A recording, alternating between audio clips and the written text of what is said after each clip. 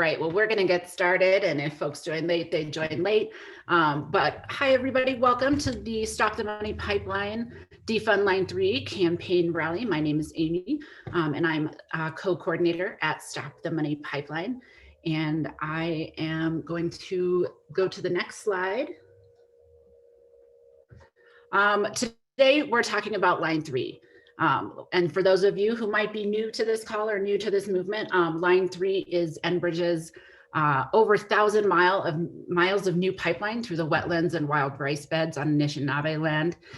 It would pump nearly 1 million barrels of tar sands oil per day from northern Alberta to Superior, Wisconsin. And after 7 years of fierce resistance, construction on Line 3 really got going in December of 2020. And now Enbridge is they're ripping up trees and clearing the forest to lay pipeline. And there is some amazing and fierce ground resistance by water protectors that we're really excited to uplift today. Next slide. We all know that Enbridge has a history of disaster. These are a couple of pictures from some oil spills that happened up in the Michigan and Minnesota area from 91 and 2010. And it's a mess. And we know that when tar sands oil sinks, it can't be cleaned up. Next slide. So these are just a couple of the other pipelines, and to kind of put into context on a map where Line 3 sits and where it goes and what it connects with. And you can see that it comes all the way down and connects with Line 5.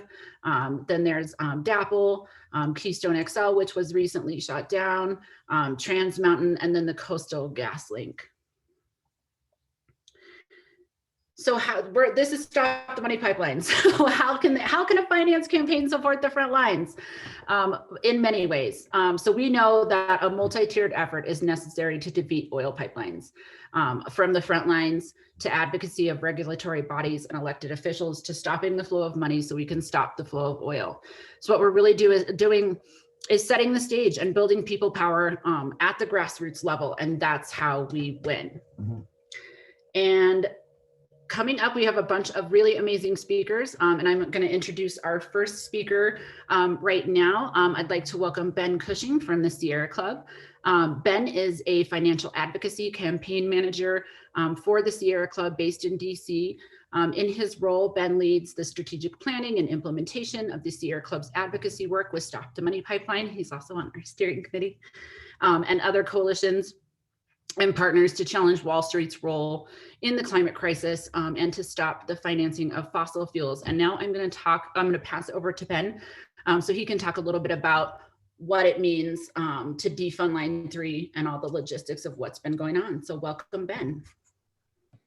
Thanks, Amy. And thank you all for joining. It's exciting to see folks joining from all across the country today to stand in solidarity with this fight and to figure out how we are going to stop banks from continuing to fund dangerous projects like Line 3. So as Amy said, my name is Ben Cushing, he, him. I'm based in Washington, DC on Piscataway land, and I am the financial advocacy campaign manager for Sierra Club and work with the Stop the Money Pipeline Coalition and other partners to try to shift Wall Street away from climate destruction and the financing of fossil fuels. So to take a step back here, when we think about the climate crisis, of course, we all know that the fossil fuel industry is the primary driver of emissions and of the climate crisis. And there are a lot of different strategies that groups like Sierra Club and many others employ to try to stop the extraction and burning of fossil fuels, at the legislative level, in the courts, with regulations, with grassroots organizing at the local, state, national level.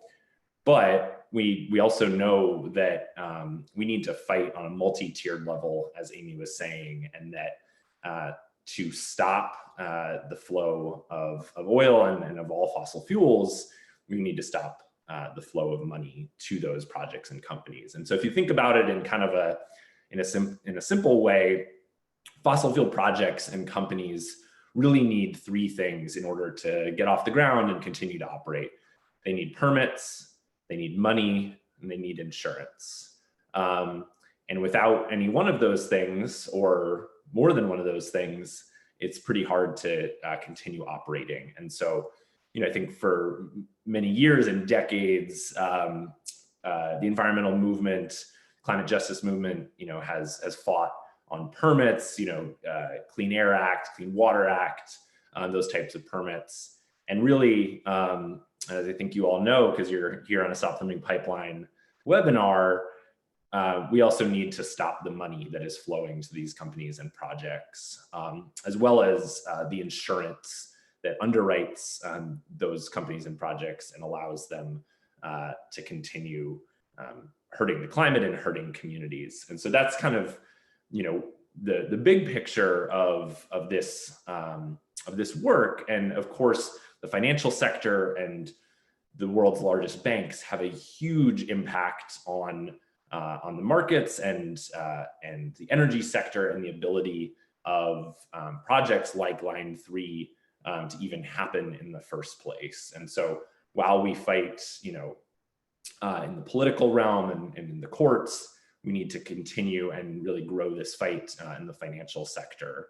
And it's, critical, as we're going to hear, from other panelists today, that we demand that banks are not only taking action on these issues because of climate, but because of the impact on communities, and in particular, Indigenous rights and sovereignty, and that banks need to adopt policies and commitments, not only to reduce their emissions and their impact on the climate, but to respect the free, prior, and informed consent of Indigenous communities, and to adopt an Indigenous rights-based framework that prevents the financing of projects like Line 3 going forward. And so, that's kind of the big picture here, and we can go to the next slide.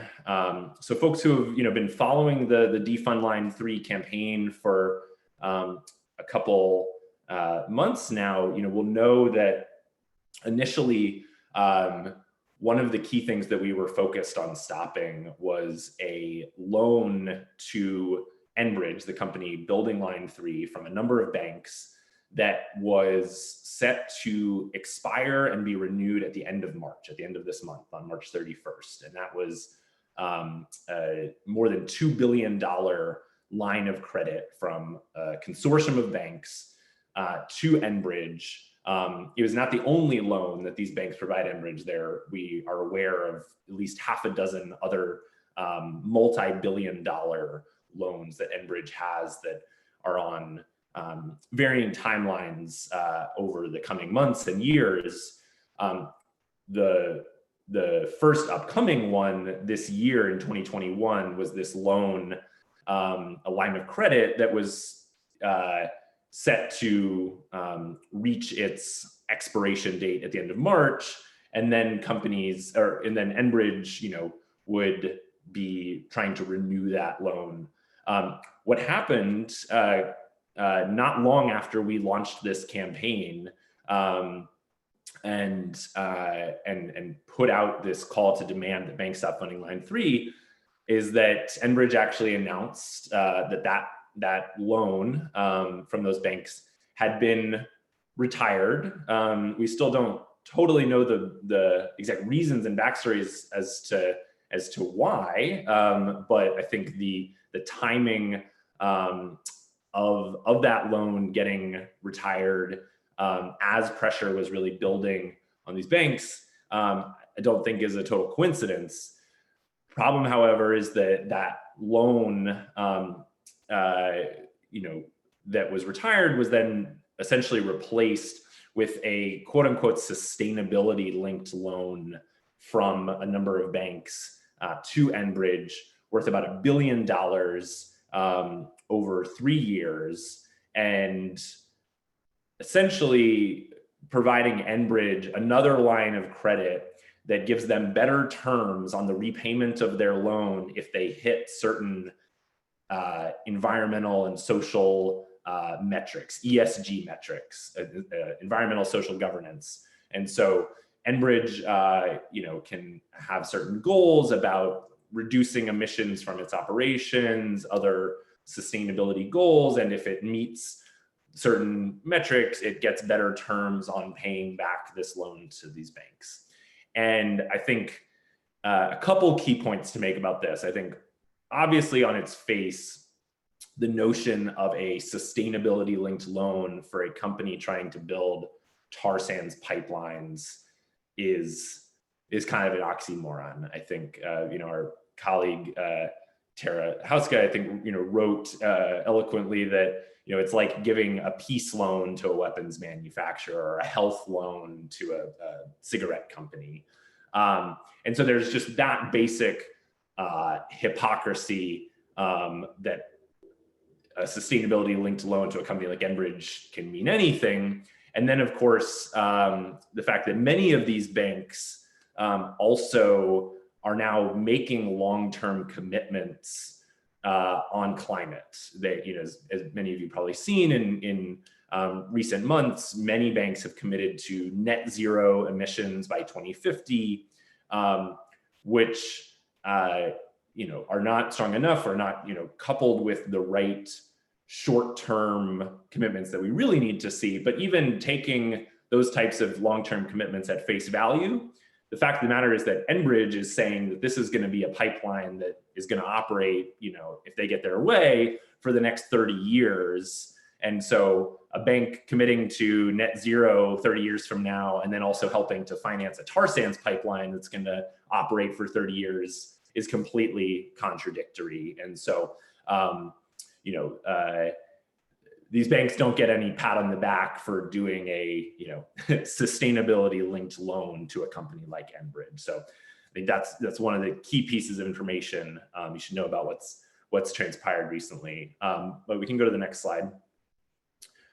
And, just quickly, I think in thinking about what we really need to actually see from banks going forward is not just these type of long-term 30-year commitments to zero out the emissions from their financing, but they need policies in the here and now in 2021, not 2050, about the social risks of their financing, the environmental risks, the economic risks, and adopting those types of strict and enforceable, justice-based policies that aren't going to allow them to continue financing these types of projects that are directly contradictory to their own stated long-term goals around climate. So that's, we need to see banks, adopting much stronger policies to respect human rights, indigenous rights, as well as mitigating the other risks of their financing. Next slide.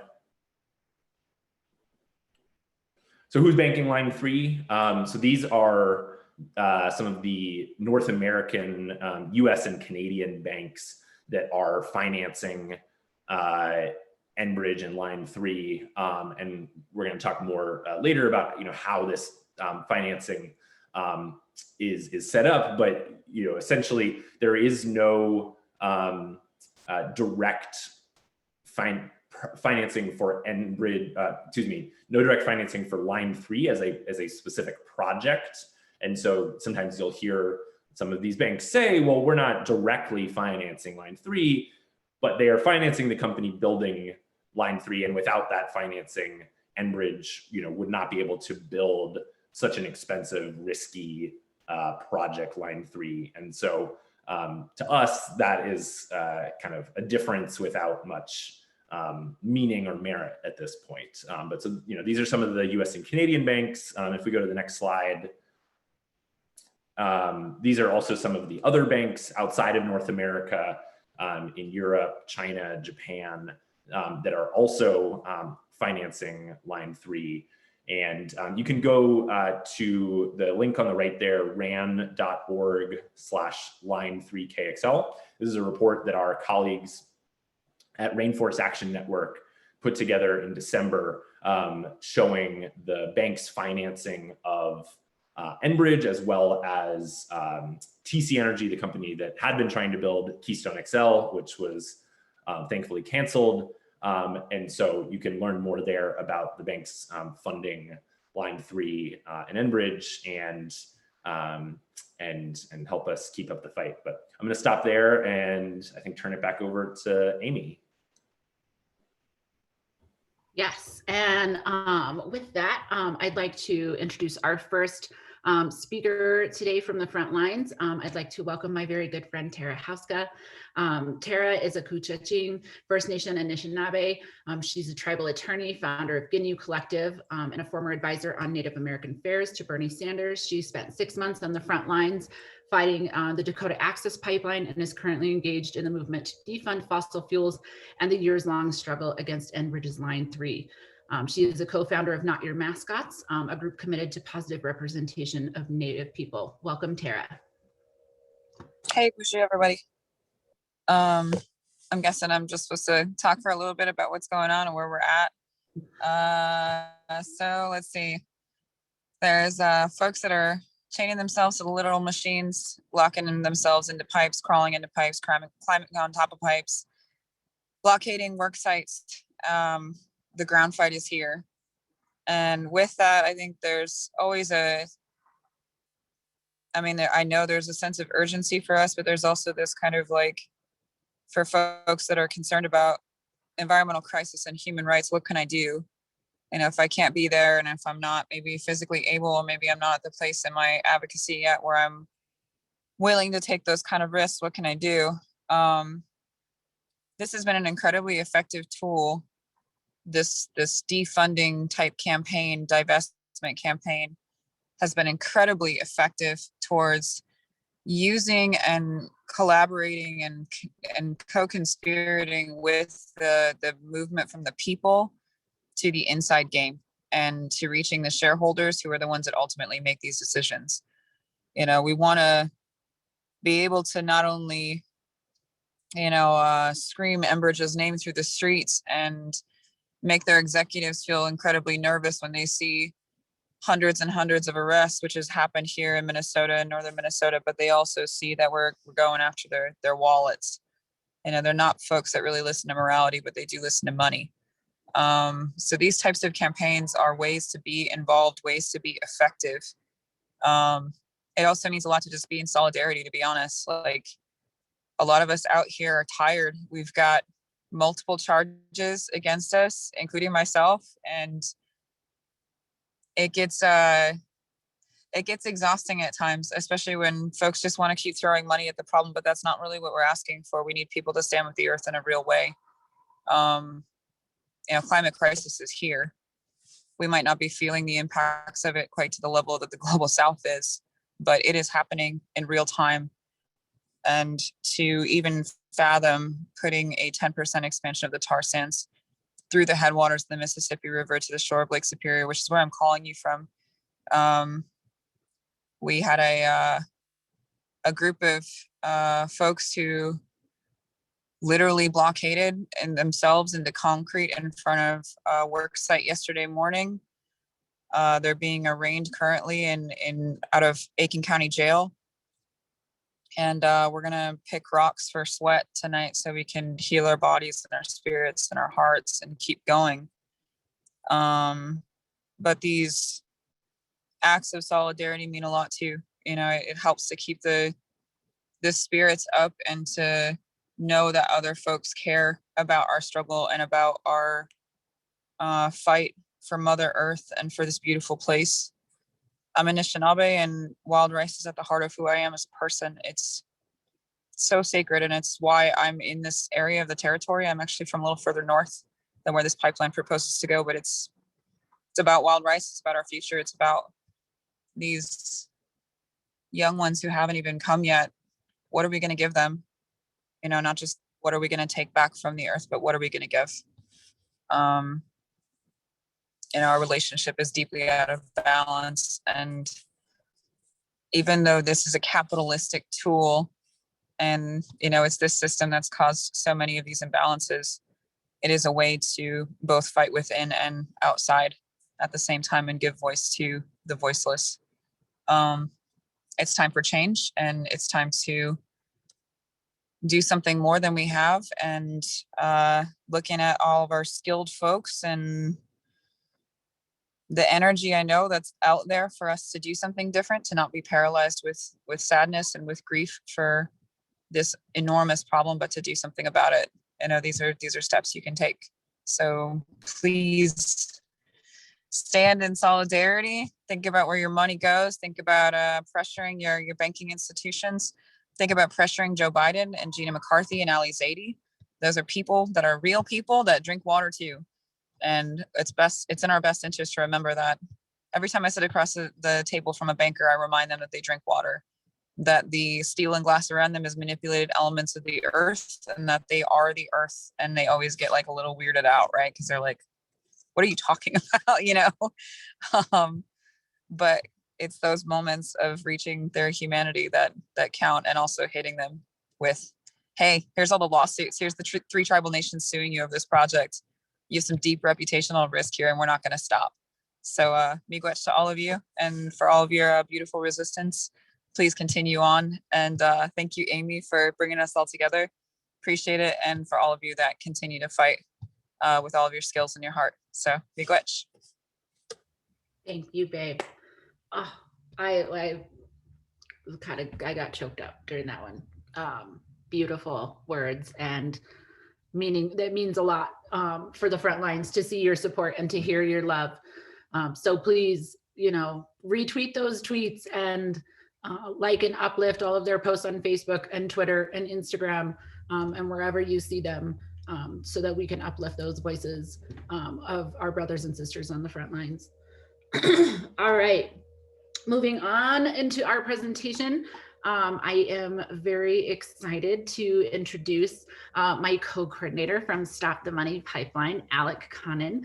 Alec is, like I just said, he's the co-coordinator with me at Stop the Money Pipeline. But in addition to that role, he's been organizing with 350 Seattle for the last 6 years, where he has worked with many other folks to help take part in actions and have shut down dozens of bank branches and downtown streets outside JP Morgan Chase's Pacific Northwest headquarters. And if y'all don't follow them, follow 350 Seattle, because those actions outside those banks are lit.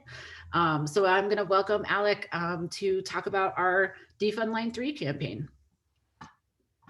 Thank you, Amy, and I appreciate that. And just before I jump in, I want to take a moment to honor Tara's beautiful resistance and leadership, and the beautiful resistance and leadership of everyone on the front lines. I think over 200 people now have been arrested resisting Line 3, and it's their moral leadership that we're following and being inspired by, and it's the reason that we're here standing in solidarity. So thank you so much for joining us, Tara, when you're doing so much on the front lines and inspiring us all across the country. So I'm going to talk for about 10 or 12 minutes, and I'm going to spend about half of that time talking about the DefundLine3 campaign and what we've done so far, what we've managed to achieve in the 6 weeks since we've launched this campaign. And then most importantly, I'm going to spend about 5 or 6 minutes asking you inviting you to take action and providing you with action opportunities. There's going to be 5 or 6 things we're going to ask you to do, and we're going to share in the chat box links that you can click on so that you can find out how you can go to Minnesota, how you can donate to the organizations on the front lines, and how you can take action in your own community to put pressure on the banks funding this toxic pipeline. Before that, as we've heard, in all, there's about 20 banks are spending $11 billion, more than $11 billion, lending money to Enbridge, the company behind Line 3. And I think the Sightline Institute, which is a think tank based in the Pacific Northwest, put it really well, that without that support, without the direct financing and services provided by its bankers, Enbridge quite simply could not build the Line 3 pipeline. It would have to abandon its plans to expand the Line 3 pipeline. And so that's where we're rooted in. That's the theory of change of this campaign, is that if we stop the money pipeline to Enbridge, we stop the pipeline that, as Tara said, would result in a 10% expansion of the tar sands. So our strategy is simple. We're supporting as many people as possible mass numbers of people in taking action on the banks, directly with bank branch actions, and digitally by taking up the time and energy of the CEOs, executives, and board members of those banks. If we could jump to the next slide, Erica, that would be great. So what have we done so far? We launched this campaign on February 8th, which was a little bit over 6 weeks ago now. And since then, collectively, we've sent more than 650,000 emails directly to the inboxes of CEOs and executives. We've made more than 2,500 phone calls to the offices of CEOs. We've sent 6,000 Google Calendar invites to CEOs, inviting them to break up with Line3. In fact, we sent so many Google Calendar invites to CEOs that Chase called their IT department and somehow figured out how to block us from sending Google Calendar invites. So we switched and started sending calendar invites to CEOs of European banks and Canadian banks instead. Thanks to our friends at Rainforest Action Network and Chicago Rising Tide, we also have 10,000 DefundLine3 postcards that are on their way to the homes of executives right now. And I'm going to let you know how you can sign up to get some of those postcards as well in a moment. We've also Stop the Money Pipeline and Coalition partners have raised $40,000 for Indigenous-led frontline resistance groups since this campaign launched, and we're going to invite folks to donate to the Ginyu Collective and to the legal fund that's representing people who have been arrested for taking direct action on the pipeline in a moment. But we can jump to the next slide, please. We've also started seeing and supporting bank actions happening across the country. In February 19th, I was involved in some actions in Seattle. We went to 5 Chase branches in downtown Seattle. We took a 50-foot-long inflatable pipeline to one branch, and we took a theatrical wildfire to another branch with the clear message to stop funding Line 3. If we could jump to the next slide, please. We also saw this incredibly powerful action that was led by, I believe, XR in New York, as well as New York Communities for Change and other groups. And this is outside BlackRock's headquarters. BlackRock is a major investor in Enbridge, owns about 5% of Enbridge's shares, I believe. And we've got people dressed in oil heads here, spewing oil on the globe to represent what BlackRock and its ilk are doing. And after this, they marched to the Chase Tower and had a demonstration with about 100 people outside the Chase branch in New York as well. Next slide, please. And then maybe one of my favorites, this is in Minneapolis, a brand new Chase branch had its grand opening, its first day ever being open for business. It opened its doors at 9 a.m. and then at 9:01 a.m. it closed its doors because of a demonstration outside, and activists, including Abby, who's on this call, were there to greet them with the welcome that they deserve as they open new branches around the country. Next slide, please.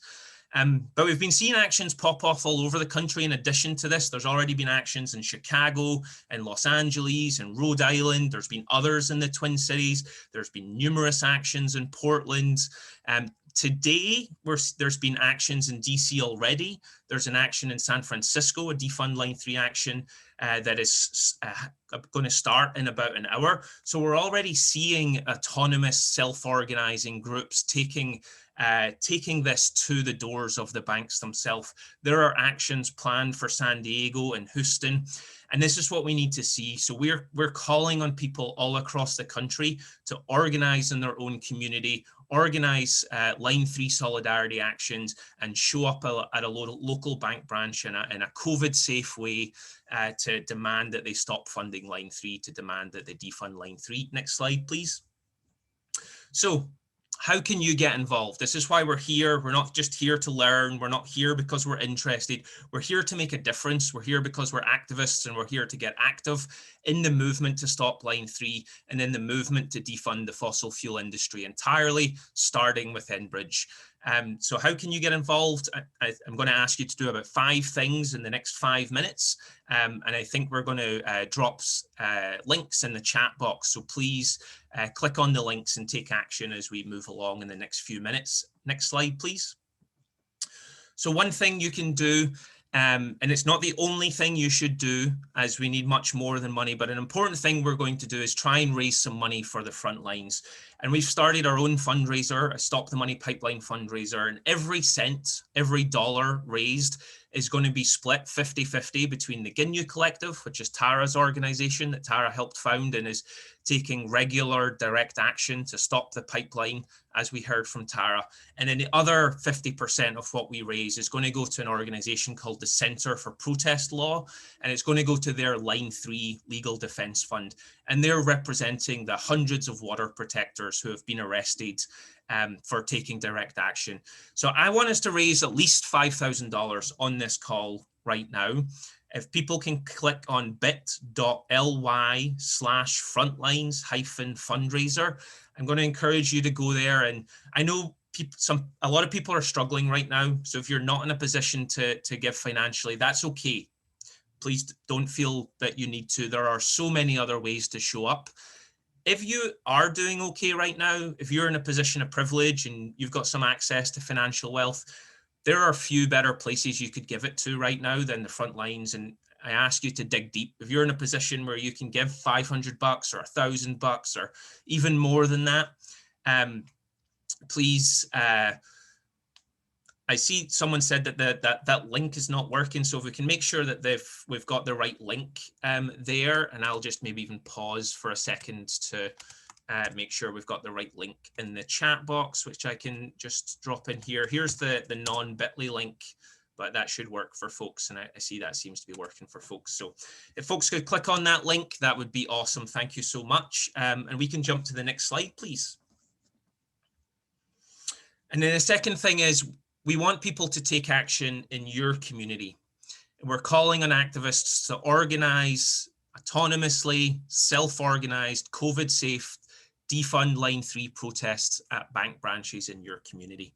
We've already seen that people around the country have started doing this. As I said, in about a dozen cities in the last couple of weeks, we've already seen actions at bank branches, and we've created an action toolkit with petitions and letter deliveries and other action ideas. Folks can click on that action toolkit. And we've also got an Action Network page, so you can let us know that you're taking action in your community. And then a Stop the Money Pipeline organizer will reach out and can support you in that. So encourage you to build power where you are. This is what a movement is. A movement involves building and organizing with people in your own community, building community locally, and then taking action on these national targets. So it's been an all-out call now. It's time to take to the streets. I know we're still in a pandemic, but we can do it in a COVID-safe way. And we just need to see actions popping off all over the country at bank branches. And we've got 418 people in this call, and I hope we've got 418 organizers who are committed to going out and organizing to stand in solidarity and take action in their own community. Next slide, please. So the DefundLine3 postcards, big shout out to our friends at Rainforest Action Network and Chicago Rising Tide, who have organized this tactic, and people can sign up to get postcards. We've got the home and office addresses of 20 Wall Street CEOs and executives. So one person can send 20 postcards. If you've got 5 people that you live with who will fill out postcards, you can sign up to send out 100 postcards. The link there should be in the chat box. It's bit.ly/defund-postcards. And if you sign up to get 20 or 40 or 100 postcards, we'll get them mailed out to you, and they'll be with you within a week. And then as soon as you get them, fill them out, send your own little personal message, and we'll get them sent off to the home addresses of executives and CEOs. Next slide, please. So, extraordinary challenges require extraordinary responses. Tara and others have made it very clear that they want people to show up in Minnesota and travel to Minnesota and show up in solidarity. And we simply cannot allow a pipeline that is going to result in a 10% expansion of the tar sands to be built. This pipeline would have over twice the annual greenhouse gas emissions of the entire state where I live. The state of Washington's greenhouse gas emissions would be less than half the greenhouse gas emissions from this pipeline. It is insane to let this be built right now. And so we really all need to look at ourselves and ask what we can do. And for some of us, that's got to mean going to Minnesota. And so the DefundLine3 coalition is organizing regular frontlines orientation calls to support people in going to Minnesota and showing up in Minnesota in a good way. The next call is Sunday, this Sunday at 8 a.m. Pacific, 9 Mountain, 10 Central, 11 Eastern. The next call after that is Tuesday, March 30th, a week on Tuesday at 5 Pacific, 8 Eastern. And on these calls, you'll get orientated so that you're able to show up in a good way. You're able to show up resourced to support yourself. You're able to show up in a way that honors and lifts up and supports the Indigenous leadership on the ground. I know that not all of us are in a position to go to Minnesota, and it is a big ask. But the people leading this fight on the front lines, like Tara, have been clear that they want people to travel to Minnesota and stand with them. And the first step to doing that, the first step to learning how to do that in a good way, is to join these frontlines orientation calls. And you can join those by signing up for a link to join the calls. And again, the link should be in the chat box, but the link is bit.ly join hyphen frontlines. Sorry, I couldn't see it for a minute there because the chat box kept popping up for me. But if you click on that link, you can sign up to join one of those orientation calls. And next slide, please. Other ways to get involved, as we've heard, just follow the front lines. People are taking regular direct action, putting their bodies on the line, putting their freedom at risk in order to bring attention to this fight, to help it break through into the mainstream. And you can support that just by sharing it daily. Like, look at groups like Ginyu Collective and Honor the Earth and Camp McGeezy and Minnesota 350, and look for the actions that are being shared on their social medias pretty much every day, and share them when they happen, share them widely, share them in Facebook groups, share them on email lists, and ask others to amplify them and share them. You can also organize a fundraiser for the front lines in your own community. That's one way to help, and you can take that on. That's a way you can organize in your own community. Take part in our digital actions. We're putting out regular calls to action. Email CEOs, call CEOs, send postcards to CEOs, respond to those calls to action, take the action, and then ask others to do so. You can also join our Slack channel. We have a DefundLine3 Slack channel, and you can get on that Slack channel by responding to the invite at bit.ly /join-slack. So those are ways that you can support this campaign. You could do all of those things. You could do some of those things, but I would just want to say again, we're not just here to learn.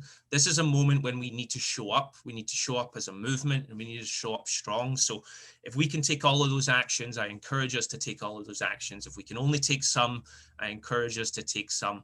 And if we could do the next slide, please.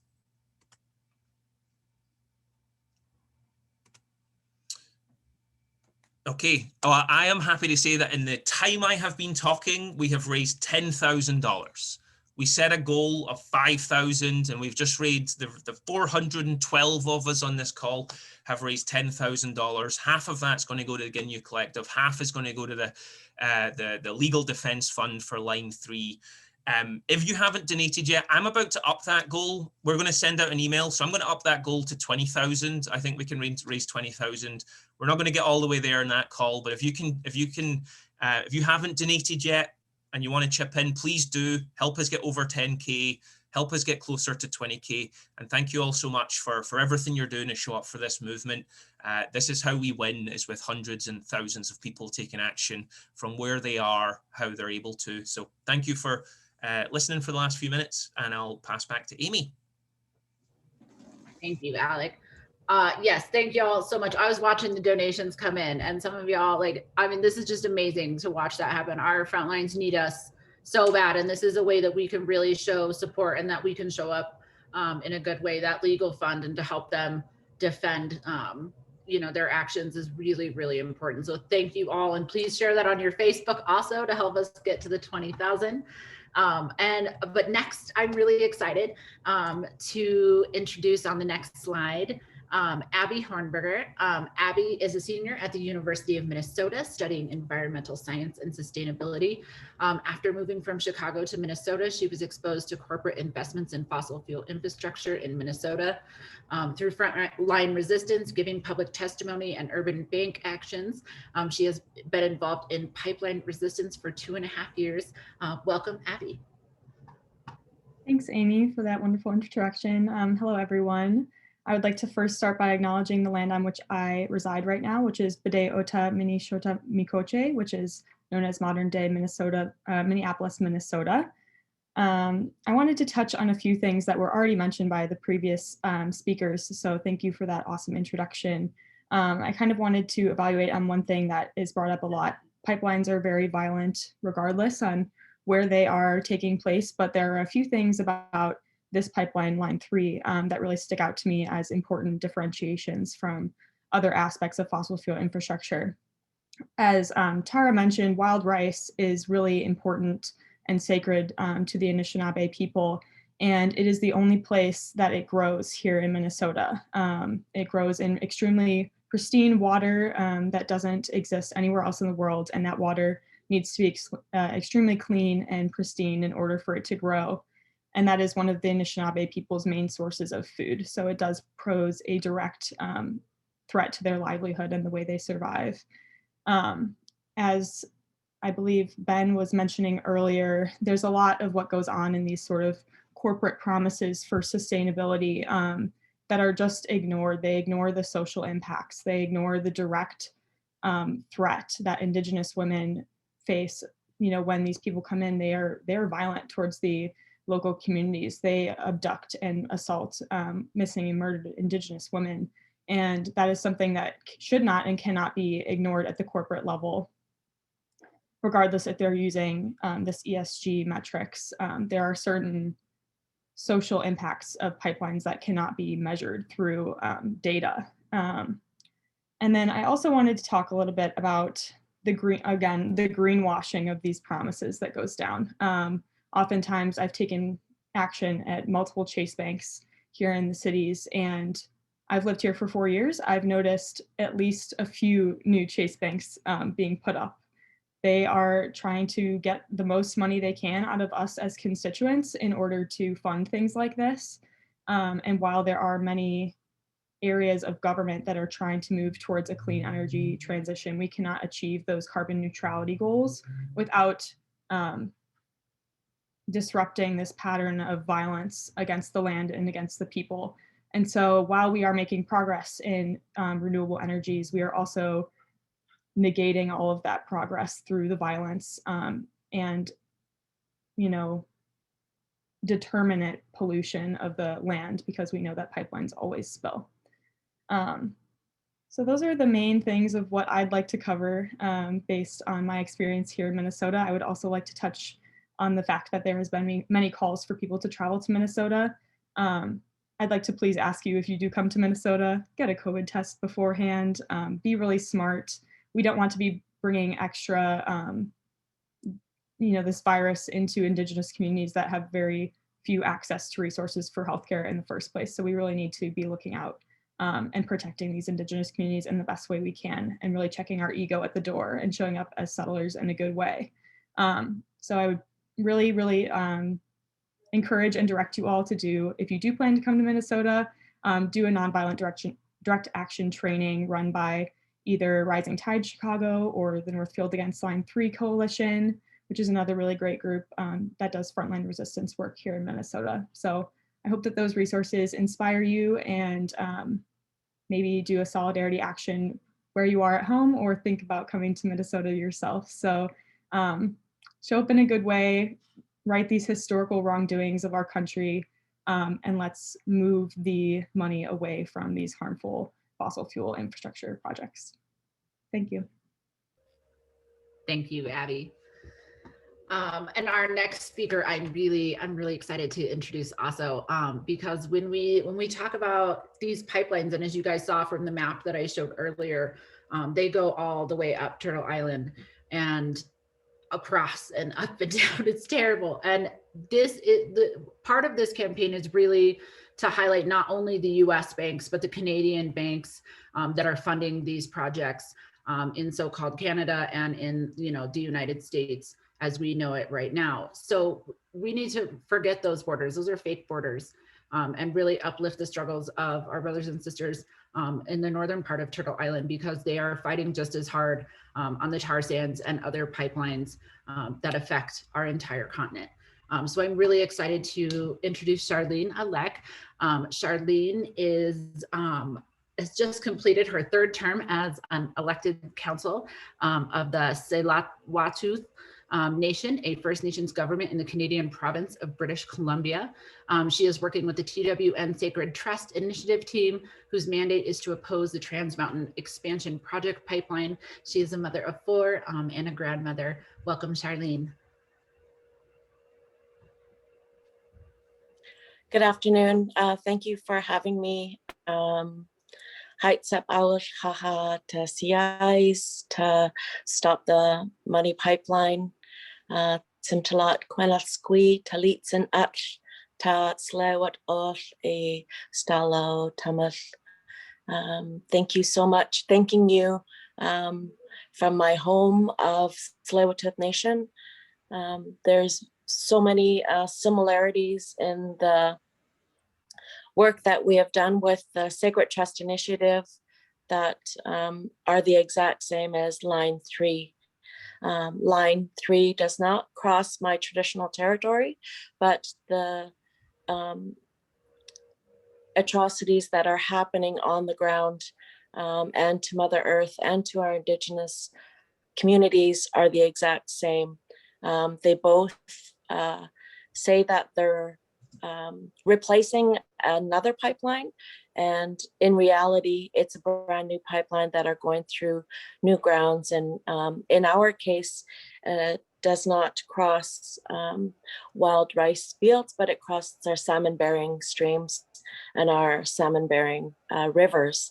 And there's a new pumper station that is proposed to go over a crossing of 3 salmon-bearing rivers, and would affect not only downriver, but as well upriver of these salmon spawning grounds. The other similarities is the trampling and the disregard for Indigenous rights. Tsleil-Waututh Nation has taken, and like well intentioned citizens want to do things in a good way. We've looked at informing neighboring communities. We've looked at informing local politicians and policy making leaders. But we've also found that pressuring the companies that are constructing these and expanding these extraction projects at a rate that is depending on this fossil fuel industry that is a sunsetting industry, and no longer looking at expanding the tar sands, because we've actually our leadership has gone to the tar sands where they are extracting and seeing the damage, the irreparable damage to Mother Earth and to the Indigenous way of life of the people that live there, is enough of a cause for us to help stop these pipeline projects. These expansions are not they're not viable for the economy, they're not viable for the environment, and they're not viable for a way forward towards climate change. We experience so much of that heightened climate change of flooding and the forest fires and the changing of the seasons, that we have to get away from this extraction expansion, and look at it as a new day. Today is different than what it was 50, 60 years ago, where you can just extract and make money and make these projects be pushed through. And that's where the work of the Stop the Money Pipeline work comes in, is being at a new day and being at a new time in our history, that we can and we need to go to the source of where these projects are being funded, go to the source of where the investors and those permits, and who sets these regulations, who sets these policies, and use our voice. We as a nation have used our Indigenous voice, but as well, it is everyone's responsibility. If they see that the damage is being done, it is their responsibility to step up and use their voice and help decolonialize those sanctions that are holding up these policies and these ways of life that are just trampling over Indigenous rights and Indigenous communities, and to help uplift that important message that who is being asked to bear all the risk of these projects? Who's being asked to be answerable and to make it a concern and make it an important issue? It's not the banks, and it's not the governments, and it's us as people. And that's where I find, when we gather together, albeit virtually or online, to definitely stand shoulder to shoulder and say, it's not just an Indigenous problem, and it's not just an environmental problem. This is all humanity. We all need water. We all need clean air to breathe, and we all need a place to live.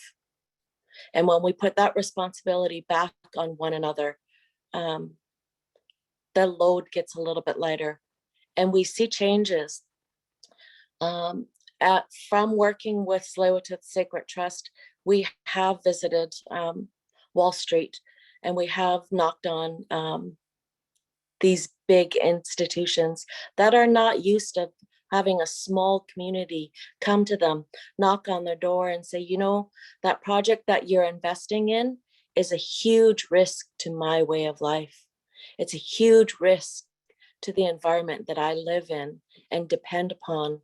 I look at the ecosystems of the salmon, the herring, the vegetation, the elk, even the clams. All these things are important to me enough to fly all the way here to Wall Street to tell you, do not invest in these fossil fuel pipeline projects, because it's that way of life. And it's not just our way of life. You see the beautiful British Columbia tourism. What do they show? They show everything that we're trying to stand up for. These foreshores, the salt water, the lakes and the rivers. That's all in, I don't say my backyard, I say my kitchen sink, because we used to have over 90% of our diet dependent on the salt water and these salmon bearing streams. And we can no longer depend upon harvesting all of that because of industry. In our territory, we have 2 refineries, Shell, Chevron. We have the Trans Mountain Pipeline expansion project being proposed, and they've already started drilling.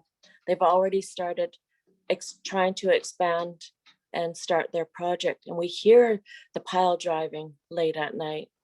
So the work that we're all gathering here to do, makes a difference. Because when we went to Wall Street and we talked to all these banks, Kinder Morgan, their investors pulled out 60%.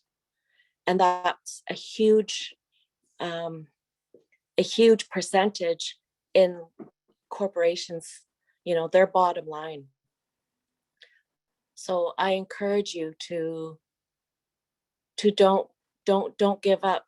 Be tireless. As long as you need that fresh air, as long as you need that fresh water, be tireless. And I've heard it said on here, and I've said it over and over. It will help our future generations and their workload in this whole colonialized, the industrial, the corporation, and all that pressure put upon the people that are asked to bear these projects, and to don't stop, keep going, find ways, inform community members, family, have those conversations, tell them why, and to really uplift those that are doing the work. And was so happy to see Tara, you know, right off the front lines and into her car. I've sat with those that are affected in Minnesota, and we've, you know, shared thoughts and shared our hearts of why it's so important to be tireless, why it's so important to keep doing this work. And I had, you know, and it does get tiring, and I empathize with Tara's words of, you know, I get tired, and sometimes I do get tripped up, and sometimes I do feel deflated that, you know, these corporations are just going to do whatever they want. They're going to set those regulations that they want with these institutions, financial institutions, and do what they want, make their own policies, make their own regulations. But then little sparks of hope like this of defunding, or a bank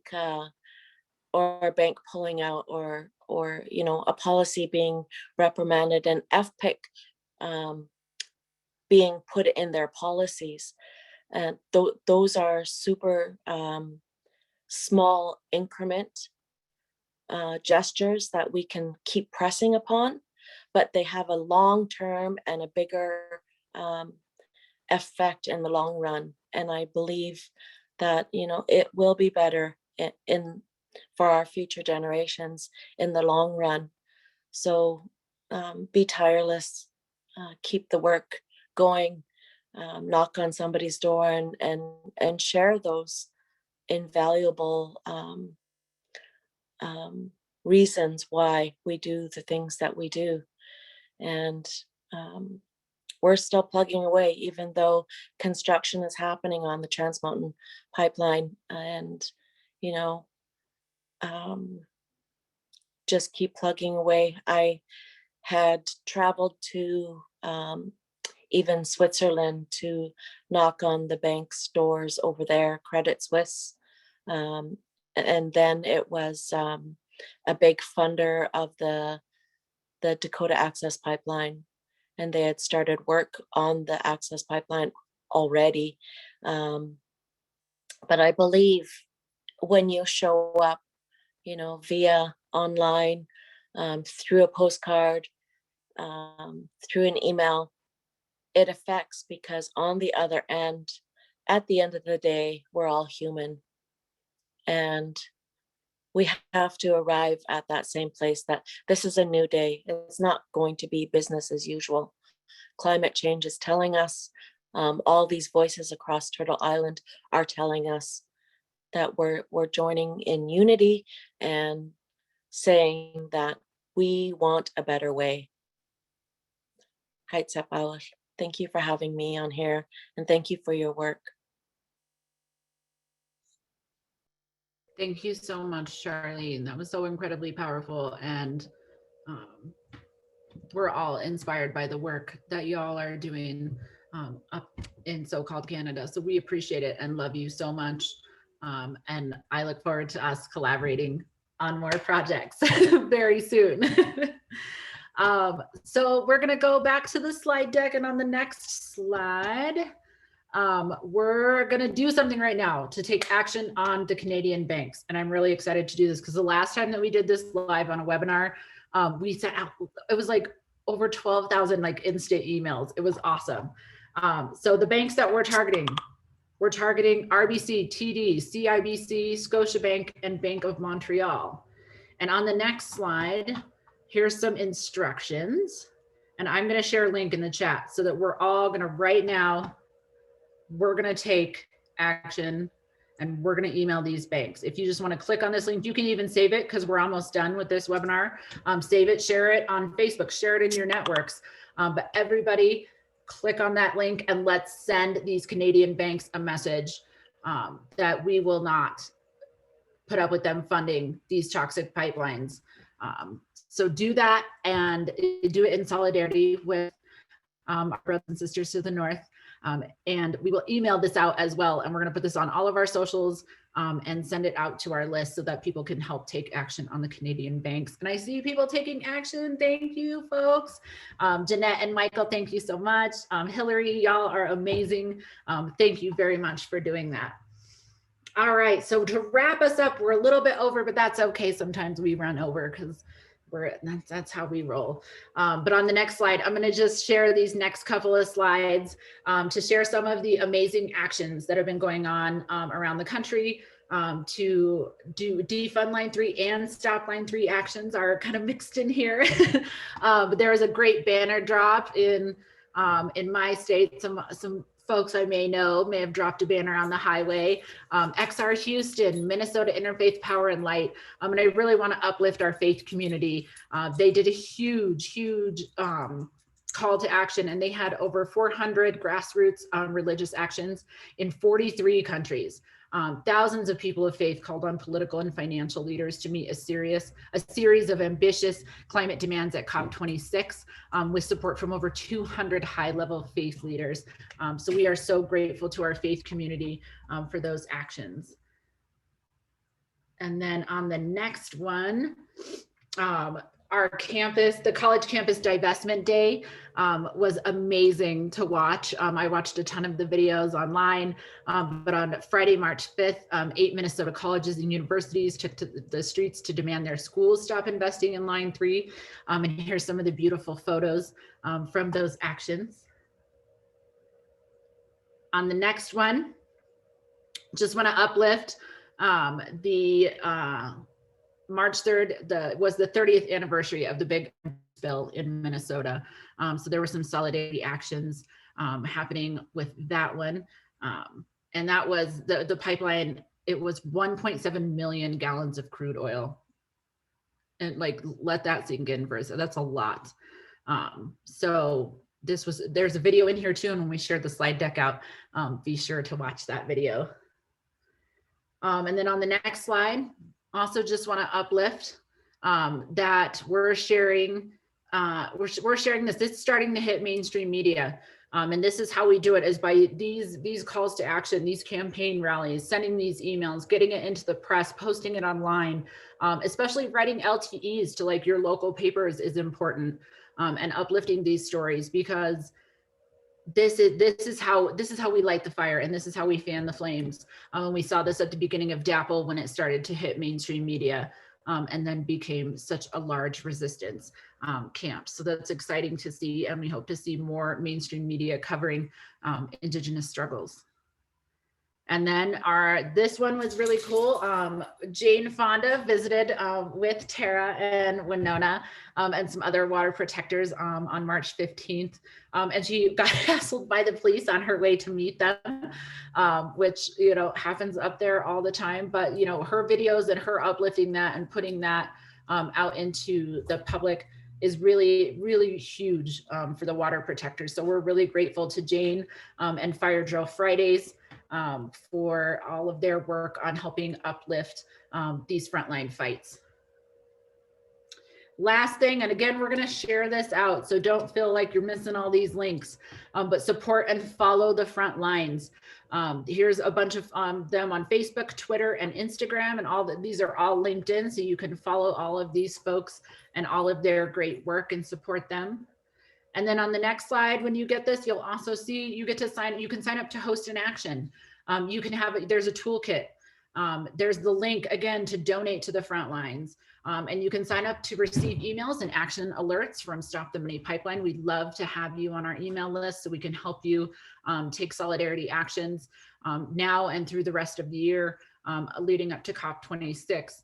And then something I really, really want to uplift here at the end too is, like, I'm sure everybody has, if you haven't, check it out, but if you have, Build Back Fossil Free is amazing. And there's solidarity actions going on at the end of March and well into April. The front lines to DC, the youth runners from Standing Rock and Line 3 are going to be arriving in DC, and there will be a big action on April 1st. And then they're calling for a week of actions from April 1st through the 9th in solidarity with the Line 3 struggle. So Stop the Money Pipeline, like we're asking for March, but we're asking you to take it into April as well, because all of us work together in the movement, and we like to uplift each other's work and things that we're calling to action. And with that, we are a little over time, but I want to say thank you so much to everybody who has donated. So far, we're at $12,808. And that is amazing. This money is going to go so far to our front lines, but I'm going to share that link again. Share it on your Facebook, share it on your Twitter, help us get to 20,000 to support the front lines. Thank you everybody for coming out today. Thank you so much to our speakers and all of our panelists and everybody who made this webinar happen today. We are so grateful for you. We are so grateful for all of our supporters, and we'll catch you at the next online campaign rally. Bye.